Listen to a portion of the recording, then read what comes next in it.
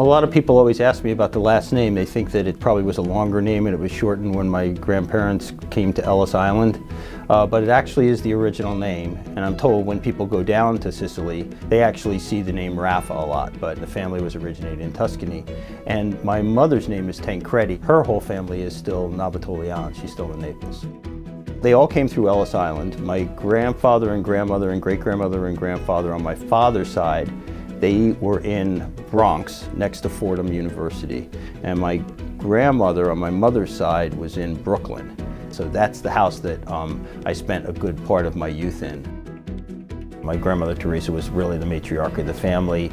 She took on a lot on herself to make sure that family stayed together, that she fed all of us, that she was a big part of it. We celebrated a lot of what was our heritage, big Christmases, big Easters, lots of big meals. And at the time, I just thought it was our crazy family eating way too much. I never really thought about this whole heritage until I ended up in Italy like 30 years later and realized that there's a whole country like this, you know. At 17, I ended up moving to go to college. I got a few scholarships. Georgetown was paying the most, and I ended up down in Georgetown. And to me, that was a whole different world. When I left Georgetown and graduated and went to work for PwC, I met Kathy. Kathy's Jewish.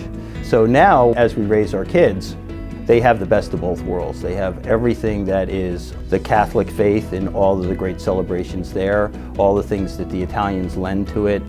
There's a great tradition of having 7 fishes on New Year's Eve. I mean, we still do that. If there could be 3 of us at the table, I still make 7 kinds of fish. And yet we still celebrate Passover and Hanukkah, and when people would say, "What are you raising them?" I'd say, "We're raising them confused." The truth is that I have something really special in a relationship with my wife, Kathy, because I could have that kind of relationship all the time in a marriage and then also have it in a working partner. Most people will look at it and say, "We don't know how you do it." It really is special. We got married, I started a business and had a baby all in the same year. That was 1984. We built a company with the mission statement to be a catalyst for positive systemic change in the community. We started with what I knew how to do. I mean, I spent 9.5 years doing accounting and auditing services, so we built a practice around that. As we saw other needs and found that groups in other industries that were trying to be vendors to the nonprofit sector didn't really fill those needs the same way we thought we could, we would start to move into those areas. A lot of times that would happen with getting a good person that would come to us and say, "I'm very good at HR, but I want a bigger sense of purpose than maybe the job that I have now."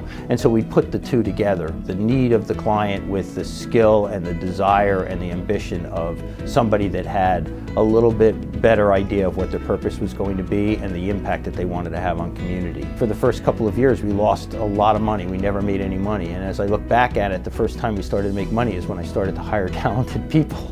So if anybody should get credit for the success of the firm, it's the people that work with me. What Kathy and the other partners really allow me to do, to be myself and to expand the practice and to think a lot more about the things that I want to do and the effects that I want to have on community. As far as the future goes, I think we have a lot of work to do. I think it's all good work and it's fun stuff, so I'm not at all intimidated by it. But I also know that the generation that is coming into the firm now and their idea that they want their life to have more meaning and purpose, it's really changed for the better with every passing generation. So I think there's a lot of hope in the world to me, and there's a lot of work that we have to do, but I think we're on the right track.